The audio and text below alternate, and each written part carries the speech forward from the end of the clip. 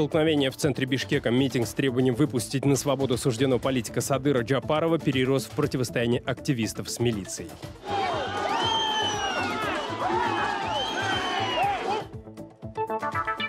В Таджикистане состоялись парламентские выборы. Партия Рахмона набрала более 50%, единственная оппозиционная сила менее 0,5%. Все, что следует знать о прошедшем голосовании в нашей сегодняшней программе. На родине за меня уже проголосовали. Отец ходил на участок, но и не знал, что здесь можно было проголосовать. А где находится участок?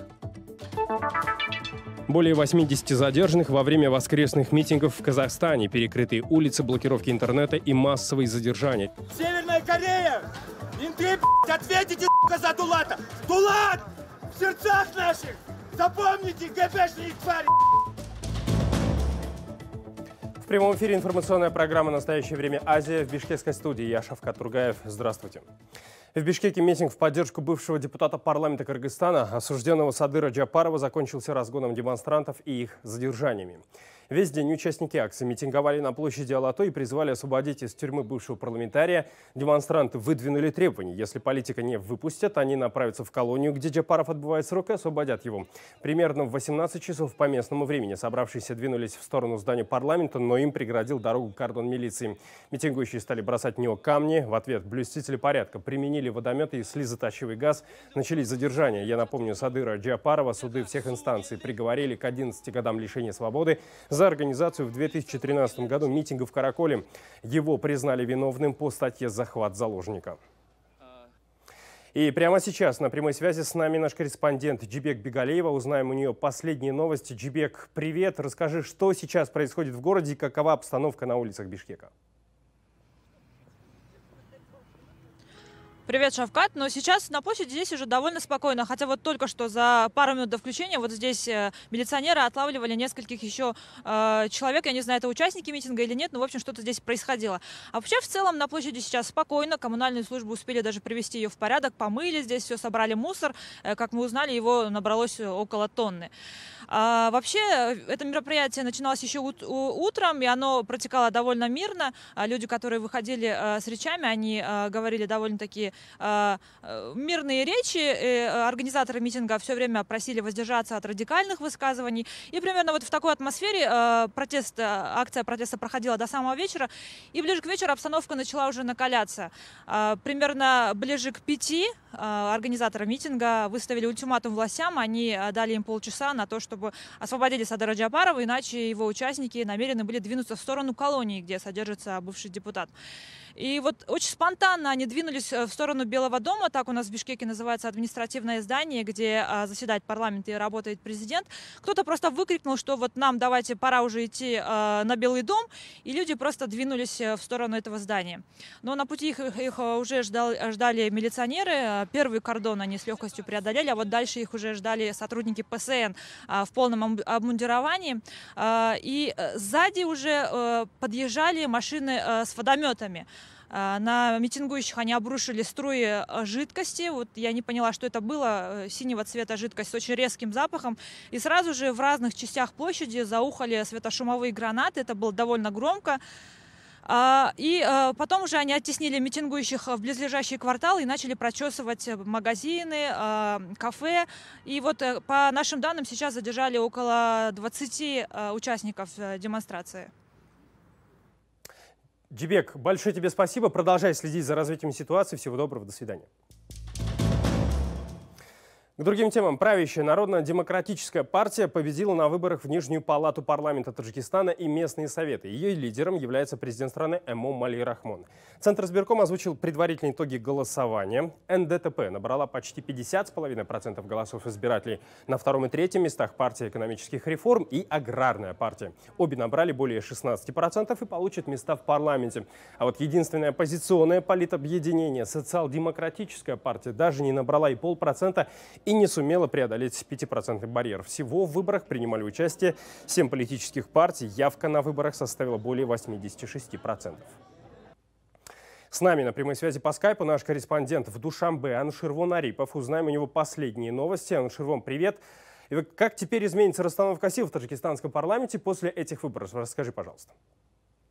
По предварительным итогам партия президента получит 12 мест в парламенте по партийным спискам и 35 мест по одномандатным округам. Всего получается 47 кресел из 63. Это на 4 меньше, чем в парламенте прошлого созыва, но все равно партия президента сохранит за собой большинство. 3/4 мест. А значит, никаких изменений политического курса, каких-то политических изменений в стране ожидать не стоит. Анушервон, единственная оппозиционная социал-демократическая партия не набрала и 0,5%. Вот как представители партии характеризовали прошедшие выборы? Расскажи. Лидер партии Рахматило Зуиров покинул зал заседания до окончания выступления главы ЦИК.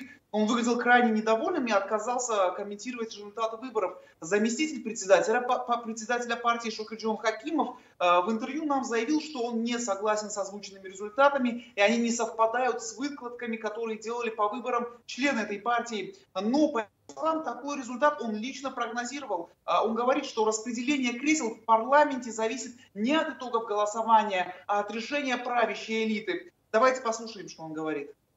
Коммунистической партии переназначили новые руководители, они вели себя как правильные и послушные, и поэтому это считается подарком правительства ангажированным политическим партиям.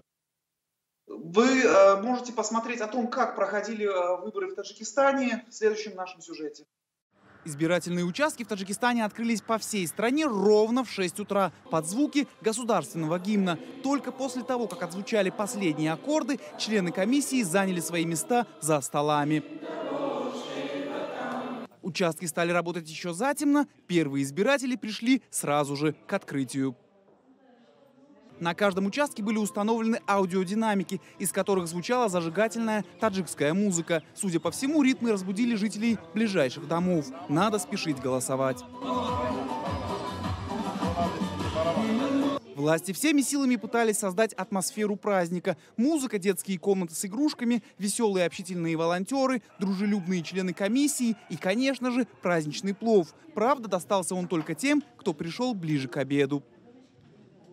С утра активнее всего голосовали окраины столицы и провинция. На этом избирательном участке на выезде из Душанбе к 9 утра проголосовали уже более 35% местных жителей. Несмотря на то, что предвыборная кампания в стране проходила без активной агитации, а жители почти ничего не знали о кандидатах, явка оказалась на удивление высокой.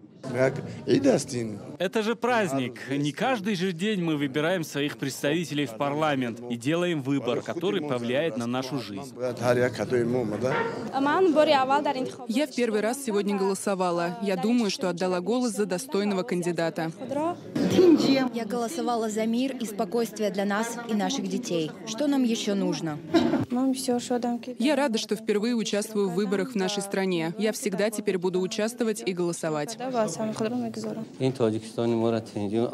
Молюсь, чтобы Господь берег нашу страну, а выбираемые нами депутаты работали честно на благо людей.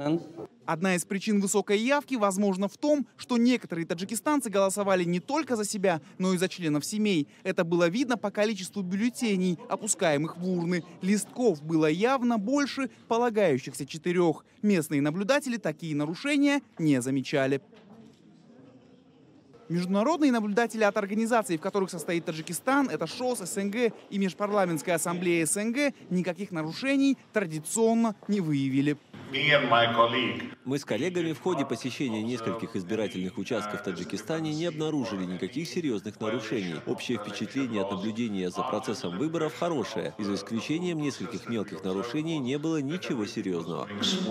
Уже в 3 часа явка по данным ЦИК составила более 76%, и за 6 часов до закрытия избирательных участков Центральная комиссия по выборам объявила их состоявшимися. В 8 вечера, перед тем, как закрылись двери участков, общая явка составила более 86%. Анушервон Арипов, Насим Исамов, Таджикистан. В посольствах и консульствах Таджикистана за рубежом открылись также избирательные участки. Только в России были организованы 5 пунктов для голосования. Однако, как выяснилось, не все таджикистанцы в России знали о возможности проголосовать на чужбине. В консульстве Таджикистана в Санкт-Петербурге побывал наш корреспондент Антон Гуськов. С гражданином Таджикистана Сайхидо мы поговорили на Петербургском рынке, который расположен в нескольких километрах от избирательного участка. Молодой человек очень удивился, узнав от журналистов про выборы, и добавил, что голосовать все равно уже не пойдет, работать надо. Я не знал, да и времени идти голосовать нет. Мы после рабочего дня сильно устаем. Возможности читать новости нет. Продавец фруктов Салахиди про выборы слышал. Правда, не знал, что проголосовать можно прямо в Петербурге. На родине за меня уже проголосовали. Отец ходил на участок. Неделю назад сюда в мечеть приходили какие-то кандидаты. Выступали. Старшие задавали вопросы, я в основном слушал. Там и узнал про выборы. Но и не знал, что здесь можно было проголосовать. А где находится участок? В Генеральном консульстве Таджикистана в Петербурге избирательный участок открылся впервые. Здесь могли голосовать граждане Таджикистана, временно или постоянно живущие на северо-западе России. Люди приходили семьями, брали с собой детей. В кабинку для голосования Хаджи Мухаммад зашел вместе со своей дочкой. Помню, как отец водил нас всюду, когда ходили на футбол, в кино. До сих пор помню. Хочется, чтобы мои дети тоже запомнили, как я вожу их в разные места.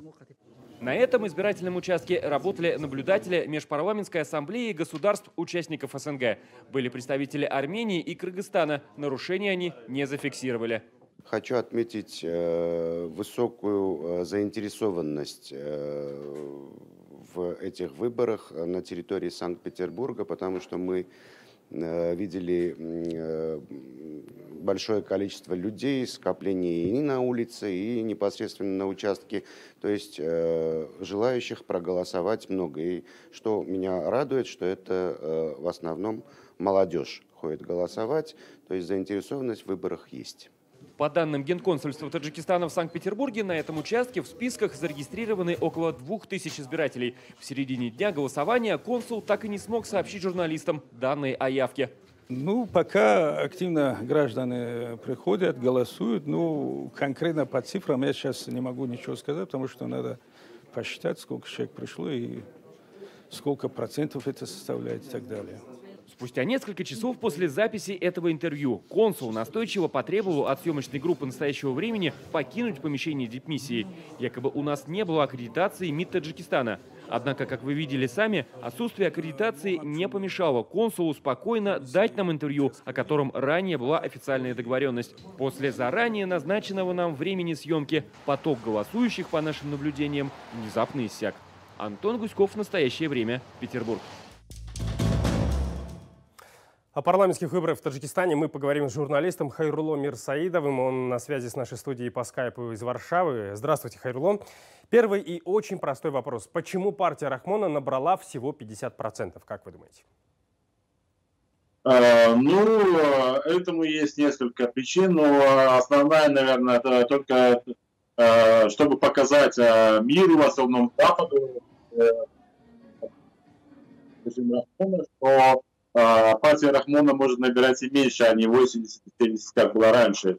Но надо учитывать, что остальные партии, которые заняли вторые и третьи места, это тоже являются клонами партии Рахмона.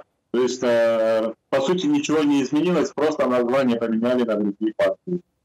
Хайрулло, вот как раз давайте поговорим об этих партиях. Вот согласно предварительным результатам Центра избиркома, второе и третье место после партии президента Рахмона заняли партия экономических реформ более 16% и аграрная партия 16,5%. Что известно об этих партиях? Вот вы уже сказали, что это партии-клоны. Немножко разверните свой ответ. Эти партии появились абсолютно недавно, и честно говоря, даже мне мало известно что-либо о них. Потому что они появляются только тогда, когда, то есть их лидеры появляются в СМИ только тогда, когда приближаются выборы. А в остальное время их вообще не слышно. Ровно так же, как и в парламенте предыдущие 5 лет они сидели, но ничем не проявили себя абсолютно. То есть они молча голосовали все, что предлагала им исполнительная власть или те же силовые и правоохранительные структуры. Хайрулло, сейчас в таджикистанском сегменте социальных сетей возобновились жаркие дискуссии сторонников оппозиции о том, стоило ли участвовать единственной оппозиционной социал-демократической партии на этих выборах. Я напомню для зрителей, эта партия по официальным данным не смогла набрать даже 0,5%. А как вы думаете, участие этой партии придало этим выборам демократический характер? Этим, то, что эта партия в очередной раз не прошла, фактически эта партия никогда не была парламентской. с того момента, как лидер этой партии Рахматулло Зуиров, да, бывший как бы советник президента по правовым вопросам, ушел в отставку после того, как Рахмон незаконно как бы объявил референдум и продлил свой срок как бы президентства еще на 2 срока. С того момента как бы эта партия в опале. После этого Рахматулло Зуиров, например, на основании действующих законов Таджикистана доказал абсолютную нелегитимность действующего президента. И, соответственно, участие этого человека, как лидера этой партии, как бы в этих парламентских выборах, как бы со дня основания является как бы бессмысленным. Но само участие как бы еще раз доказывает всему миру, что режим Рахмона абсолютно не хочет видеть оппозиционные партии в парламенте. Вот это главное. Хайрулло, и последний вопрос задам, немного времени остается. Итоги этих выборов что-то говорят о грядущем этой осенью голосовании за президента страны? Буквально 20 секунд у нас. Еще раз, я не расслышал вас. Что-то говорят эти выборы о грядущем голосовании президента? Президенты? Да. Ну, в принципе, Эмомали Рахмон как бы этими парламентскими выборами показал той же России, да, как бы своему куратору, что он полностью контролирует ситуацию и как бы с таким же успехом, как бы под контролем пройдут и президентские выборы, и никаких неожиданностей, как бы коллапсов не может быть. И в этом очень заинтересована Россия, которая хочет сохранить свою военную базу в Таджикистане, и России не важно абсолютно, кто будет президентом. Главное — стабильность и безопасность российской. Ваша мысль понятна, Хайрулло. Большое вам спасибо. Всего доброго и до свидания. В Таджикистане на выборах одни и те же приемы фальсификации используются долгие годы. Об этом каждый раз указывается в отчетах международных наблюдателей. Доклад ОБСЕ по состоявшимся выборам в парламент Таджикистана будет готов через 2 месяца. Джазгуль Гимбердиева объяснит, каким образом осуществляются самые популярные нарушения. С момента обретения Таджикистаном независимости в 1991 году парламент страны избирался 5 раз. Международные наблюдатели в своих отчетах указывают о схожих приемах фальсификации, которые власти используют из раза в раз. Голосование за всех членов семьи. Практика голосования главы семейства за всех членов унаследована еще с советских времен. Такие случаи были замечены на всех парламентских и президентских выборах в Таджикистане. На выборах 2015 года, по данным наблюдателей ОБСЕ, так называемое семейное голосование происходило на четверти избирательных участков. Наблюдатели ОБСЕ также заявили, что местные комиссии игнорируют подобные нарушения. Вброс бюллетеней. В избирательной урне оказывается некоторое количество бюллетеней с отметками напротив фамилии нужного кандидата. Конечно, помимо тех, что заполнили сами избиратели. Это происходит втайне от наблюдателей и представителей политических партий, или даже в их присутствии. Заранее заполненные бюллетени передаются представителю избирательного участка, чтобы тот незаметно закинул их в урну. В итоговых отчетах наблюдателей ОБСЕ о ходе проведения парламентских выборов в 2000, 2005, 2010 и 2015 годах сделан вывод о том, что вброс бюллетеней является одним из самых распространенных нарушений в день выборов в Таджикистане. Карусель. Работает это так. Группе людей и их родственникам поручается проголосовать за нужного кандидата сразу на 2-3 участках. Повторное голосование, по мнению наблюдателей, организуется самими же властями. В отчете ОБСЕ о ходе выборов 2015 года говорится, что групповое голосование наблюдалось на 18% наблюдаемых избирательных участков, а повторное голосование на 16% участков. Подтасовка в подсчете голосов. Традиционным в день выборов является и несоблюдение порядка подсчета голосов. В отчете ОБСЕ о выборах 2010 года говорится, что наблюдатели организации зафиксировали 900 избирателей на избирательном участке номер 65. Но уже в 19 часов после ухода международных наблюдателей появилось 300 дополнительных голосов, а председатель участка отрапортовал о 100% явке избирателей. В отчете о выборах 2015 года отмечается, что в 28% случаев голоса не были подсчитаны правильно. Учитывая эти нарушения и другие проблемы, международные наблюдатели, которые на протяжении почти 20 лет мониторят ход выборов в Таджикистане, каждые 5 лет повторяют одни и те же выводы. Парламентские выборы 2000 года в Таджикистане не были проведены в соответствии с обязательствами страны-члена перед Организацией по безопасности и сотрудничеству в Европе. Парламентские выборы 2005 года в Таджикистане не соответствовали многим демократическим стандартам. Парламентские выборы 2010 года не соответствовали многим ключевым обязательствам ОБСЕ и другим международным стандартам демократических выборов. Около 80 человек задержали накануне во время митинга в Казахстане. Акции протеста прошли сразу в нескольких городах в памяти Дулате Агадили. Я напомню, политический активист умер в СИЗО 25 февраля. По официальной версии МВД, Агадил умер от острой сердечно-сосудистой недостаточности. Однако его друзья, соратники и родственники не верят, что он умер своей смертью. О том, как проходили митинги в Казахстане, расскажет Ернур Дожанов. Перекрытые улицы, блокировки интернета и массовые задержания. Таким выдался первый день весны в некоторых городах Казахстана. Акции протеста были запланированы на 12 часов дня возле городских акиматов. Но до места сбора многие так и не добрались. Полиция хватала людей сразу же на подступах к зданиям.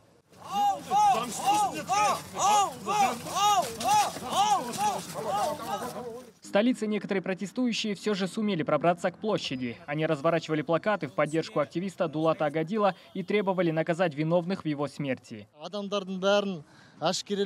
Пусть привлекут к ответственности людей, причастных к смерти Дулата. Это не должно остаться безнаказанным. Людям не давали простоять и минуты. Спецподразделения полиции сразу грузили их в автозаки. Во время задержаний протестующие хором выкрикивали имя Дулат.